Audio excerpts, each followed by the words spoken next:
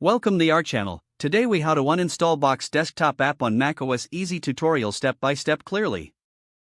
To uninstall the Box desktop app on macOS, start by ensuring that the app is closed. Focus on the dock at the bottom of your screen. Locate the Box app icon. Right-click on the Box icon. From the context menu, select Quit to close the application if it is running. Next, open Finder from your dock. In the Finder sidebar, click on Applications. Scroll through the list of applications to find the Box app. Once you find it, right-click on the Box app icon. Select Move to Trash from the context menu. To permanently delete the app, click on Finder in the menu bar. Select Empty Trash from the drop-down options. If prompted, confirm that you want to empty the trash.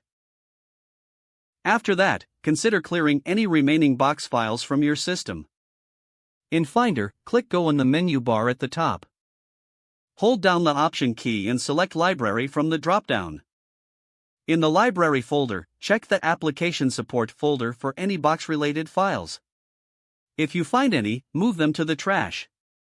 Return to the library and check for any files and caches that belong to Box. Once you've removed any leftover files, empty the trash again. Now, the Box desktop app is completely uninstalled from your macOS.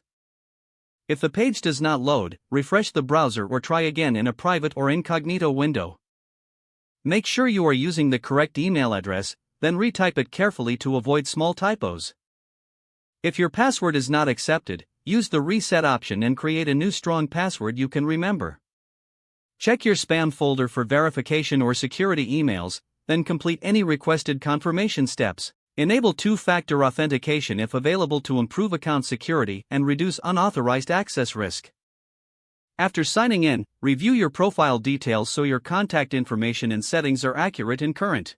If you see an error message, note it down and try again after restarting your device and internet connection.